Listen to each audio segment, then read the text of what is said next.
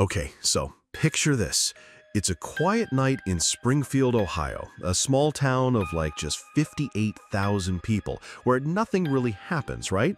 But in 2024, something absolutely terrifying came to light, something that shook this sleepy little community to its core. Two deaths, both ruled homicides, pointed police straight to a reclusive, almost secretive group living way out on the fringes of society. We're talking whispers of strange rituals, a charismatic leader who seemed to have this unshakable control over his followers, and a cult-like atmosphere that's honestly the stuff of nightmares. This is the story of the Springfield Cult Murders, a case so obscure, so under the radar, it's barely even touched the mainstream news. But let me tell you, what we do know is chilling enough to keep you up at night wondering what's really going on in small-town America. Welcome to Crime Scope USA. If you're new here, please hit that subscribe button, ring that notification bell, because this story, it's gonna haunt you for a while. So, Springfield, Ohio is like the kind of place you'd probably just drive through on your way to somewhere else. It's a working-class town in Clark County with these beautiful old buildings, historic charm, and a community where everybody kind of knows everybody, you know? You've got the Clark County Heritage Center, some cute little diners, and a vibe that feels like it's frozen in time, almost like something out of a postcard. But in mid-2024, Springfield became the backdrop for something so much darker, something that feels like it crawled straight out of a horror movie.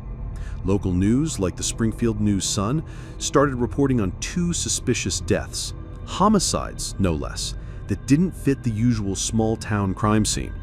These weren't your typical bar fights or domestic disputes.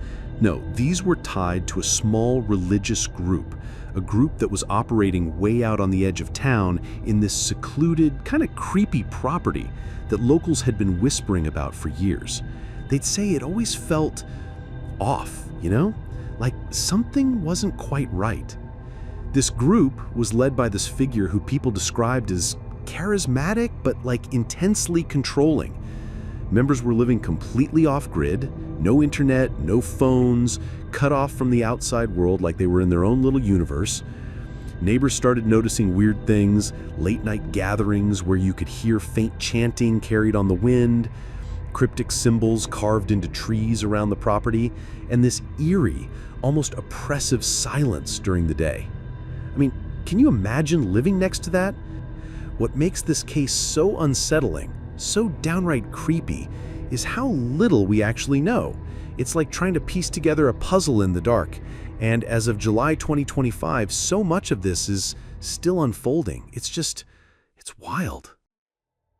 In mid-2024, Springfield police got a call from a concerned neighbor, someone who probably just couldn't shake this uneasy feeling about that weird property out in the sticks. When they showed up, what they found was troubling. Two bodies, discovered in circumstances so suspicious that they were quickly ruled homicides. Now, here's the thing. The victims' identities?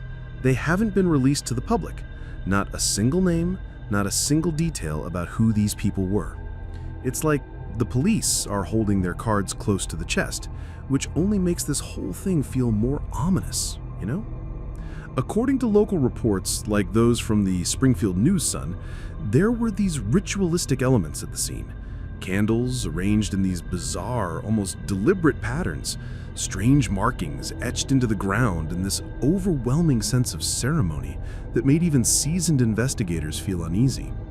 This group is believed to have been small, like say fewer than 20 members, all under the thumb of this self-proclaimed spiritual leader. We don't have a name for this guy also, or woman, who knows, because the police are staying super tight-lipped as the investigation drags on into July 2025.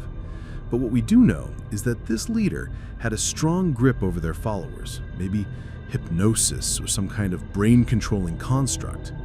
Members were reportedly cut off from their families, forbidden from using phones or any kind of technology, and convinced that the outside world was this corrupt, dangerous place they needed to be protected from. Does that sound familiar? It's like the textbook definition of cult control. The kind of thing you'd see in a horror movie where you're yelling at the screen, "Get out of there!"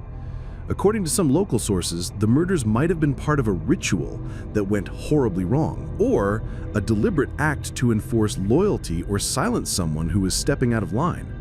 There's also theories floating around on X, formerly known as Twitter, that the victims might have tried to leave the group, which, in cult dynamics, is like the ultimate betrayal.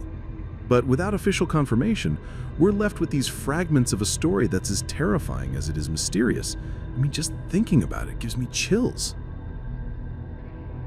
So it's not just about the rituals or the secrecy. It's about how a leader can completely rewire someone's mind. This group was reportedly living in this constant state of fear and devotion, like they were trapped in this bubble where the leader's word was law. This person, whoever they were, preached a mix of apocalyptic prophecy, think end-of-the-world stuff, and an intense focus on spiritual purity, convincing their followers to abandon their old lives in technology and science for what they called a higher purpose. I mean, cults thrive on control, right? So they isolate you from your friends, your family, make you question your own reality, and create this world where the leader is basically God. In Springfield, locals would see these group members in town, always in pairs, like they were being watched or something. They never spoke to outsiders, just kept their heads down, almost like they were scared to make eye contact. They described them as looking haunted, like they were carrying this heavy weight. Was that just paranoia, or was it a glimpse into something way darker? The ritualistic elements of the murders, those candles, those symbols, they suggest this group believed they were doing something sacred, something holy. But sacred to who? Or to what? The horror here isn't just the deaths, as awful as they were. It's the idea that this small group could hide in plain sight in a town like Springfield, blending into the background while carrying out something so sinister. It's the kind of thing that makes you wonder about that quiet neighbor who keeps to themselves. What were they doing out there in that secluded property? What kind of hold did this leader have over these people? So, where does this investigation stand right now? As of July 2025, Springfield police have confirmed the homicides, but that's about all they're giving us. It's like pulling teeth to get any details. The Springfield News-Sun has reported that detectives are digging into the group's financial records, trying to figure out how they were funded, where their money was coming from. They're also looking into possible connections to other off-grid communities, which opens up a whole new can of worms. Were these people part of some larger network? Were they getting orders from someone higher up? The ritualistic elements, those candles, those strange symbols carved into the ground, they suggest a belief system that's deeply ingrained, maybe even pointing to a specific motive. But without a named suspect or a clear narrative, we're left with this chilling, unsolved mystery that feels like it's straight out of a true crime podcast. There are so many theories swirling around on the internet, and they're quite fascinating. One big one is that the murders were a power play, like the leader was trying to send a message to keep everyone else in line. Cults are all about control, right? So if someone steps out of line, questions the leader, or God forbid tries to leave, that's a threat to the whole operation. Another theory is that the victims weren't even part of the group, that maybe they were outsiders who got too close, maybe stumbled onto something they weren't supposed to see. I mean, imagine that. Someone poking around that property, seeing something weird, and paying the ultimate price for it.